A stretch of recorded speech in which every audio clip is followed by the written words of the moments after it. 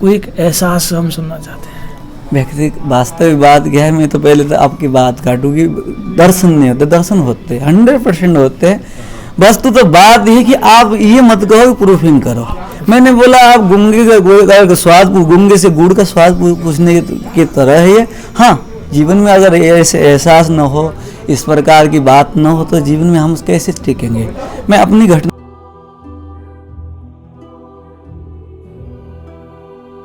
तो बाबा जैसे आपने वैराग्य जीवन लिया, गुरु की दीक्षा ली, तो लेकिन जो ब्रज में आकर जो आनंद महसूस किया, घर वाले सोचते हैं पता नहीं कैसा होगा, लेकिन आप इस समय कितनी मस्ती में श्री जी के शरण में जो आनंद ले रहे हैं, वो आनंद कैसा फील कर रहे हैं। आप ये सोचिए कि जो आपने जो चेंजिंग मोमेंट था आपका संत वाली जो संगति में आना, तो इस समय कैसा महसूस कर रहे हैं कि वो जो था आपका वो बहुत अच्छा था। जो श्री जी की कृपा हर किसी पर नहीं होती, जो आप यहाँ आए तो इस समय जो आनंद है वो किस तरह का आनंद है। अब आनंद की तो व्याख्या हो नहीं सकती, पर इतना आप समझ लीजिए कि अब ना कोई सवाल है, ना कुछ चाहना है, तीनों सवालों का आंसर न कोई न आवश्यकता है। अब तो सीधी सीधी बात है कि जिंदगी जिस प्रकार केवल समय से व्यतीत करना है।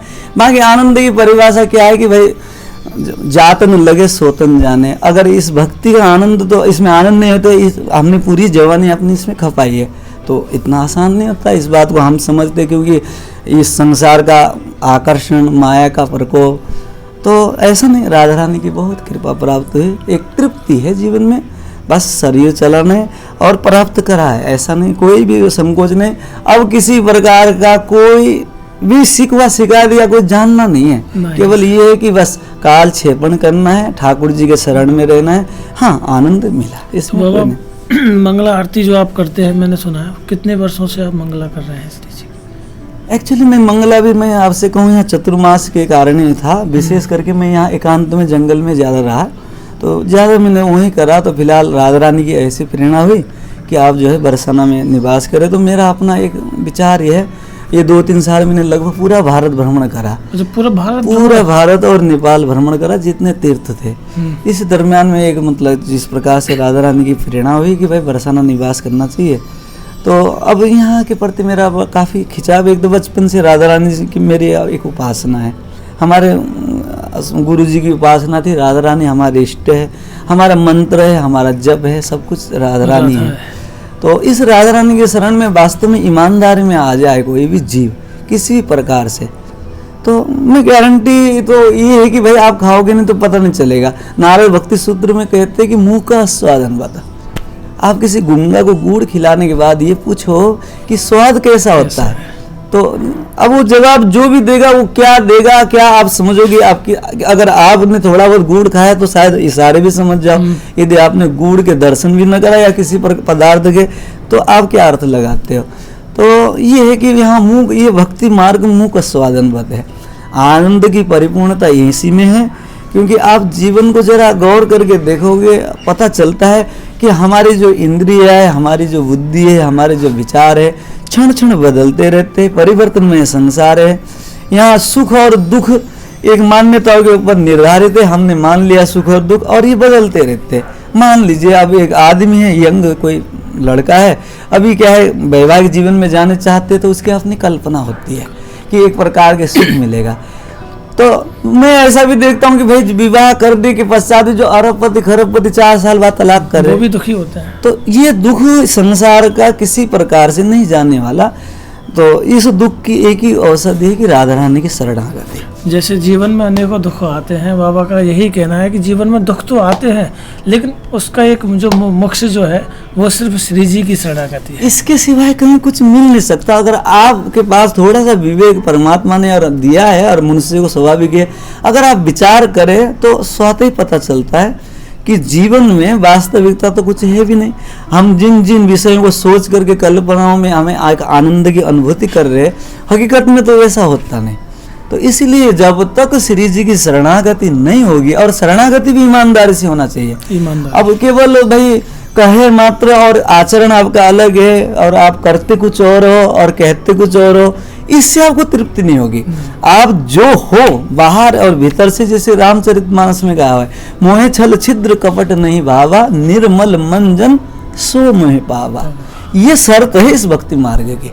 निर्मल मन होना ही पड़ेगा, और उसके लिए क्या है, जो आप बाहर हो वो आप भीतर हो, ये जो भीतर हो वो बाहर, तब इस रस का इसकी अनुभूति होती है। और श्री जी की कृपा तो निरंतर हम सब में बरसी है, बरसते। बात यह है कि पानी बारिश बरसता है तो जहाँ गड्ढा होता है वहाँ रुकता है, वहाँ के पहाड़ों से तो निकल जाता है। उसी प्रकार अपने में ये त्रिनादपि वाली भावना होनी चाहिए कि अपने को सबसे छोटा समझ करके शरणागति होकर के राधा रानी के शरण में रहा जाए, तो स्वतः ही अनुभव हो जाएगा आपको ऑटोमेटिक ही। ये ऐसा नहीं उधार वाली कोई वस्तु नहीं है, यहाँ करो और पाओ, सीधा रिजल्ट है श्री जी की कृपा से। अगर शरणागति करो आप, इधर से आपको अनुभव होगा।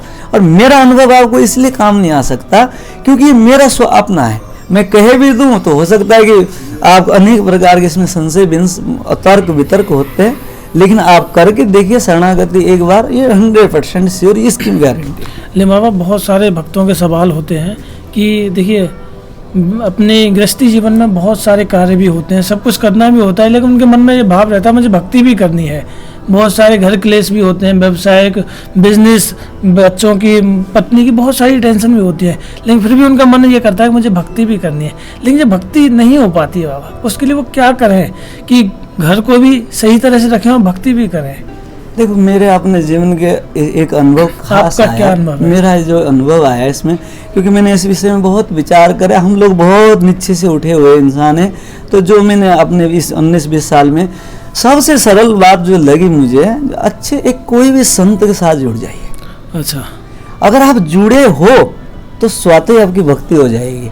क्योंकि अगर आप अपने मन से करते जाओगे तो होगा क्या, आज तो अभी आपका तो थोड़ा सा ऐसा वातावरण मिला तो बढ़िया, ठाकुर जी का नाम और ठाकुर जी की भावना हुई, लेकिन वातावरण कटते होता क्या है, वहाँ का जो इन्वायरमेंट है वो हैवी हो जाता है। तो सबसे सरलतम उपाय ये है कि आपकी जिनके ऊपर श्रद्धा है, जिनके प्रति आपका विश्वास है, जो वास्तव में भजन कर रहे हैं, और भजन के जो लक्षण शास्त्र, आजकल तो हर किसी को बहुत कुछ जानकारी है संतों के कैसे लक्षण होते हैं, उन लक्षण युक्त तो महात्माओं से जुड़ जाइए। ये बहुत सरल उपाय है, और इस उपाय छोड़ के और उपाय नहीं। कारण क्या है कि संगति के बिना यहाँ चढ़ा नहीं जाता।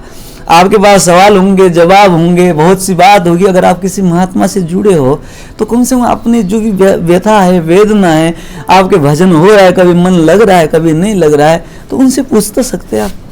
तो ये जो सबसे सरल उपाय ये है कि आप साधु के संग जुड़िए। कोई भी जो आपको अच्छा लगता है, जिस भी क्षेत्र में जैसे संस्कार है, ऐसे महापुरुष से जुड़ने का ये इसी के द्वारा ये सिद्धि है।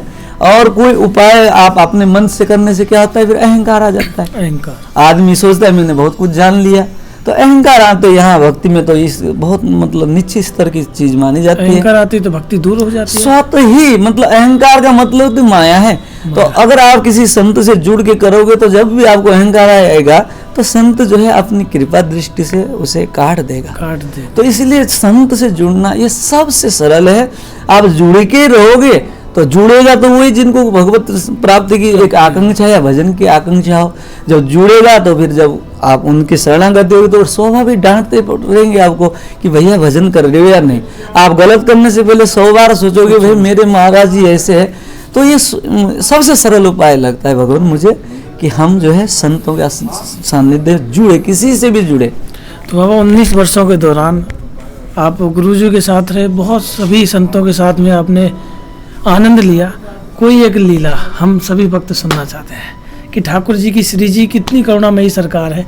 कोई एक लीला सुनना चाहते हैं जिससे भक्त कहते हैं ना, भगवान कृपा नहीं करते, भगवान दर्शन नहीं देते। देखिए कलयुग में दर्शन तो नहीं है, लेकिन अनुभव, एहसास जरूर होता है कि श्री जी, ठाकुर जी हमारे पास में। कोई एक एहसास हम सुनना चाहते हैं। व्यक्ति वास्तविक बात क्या है, मैं तो पहले तो आपकी बात काटूंगी। दर्शन नहीं होते, दर्शन होते 100% होते हैं। वस्तु तो बात ये कि आप ये मत कहो प्रूफिंग करो।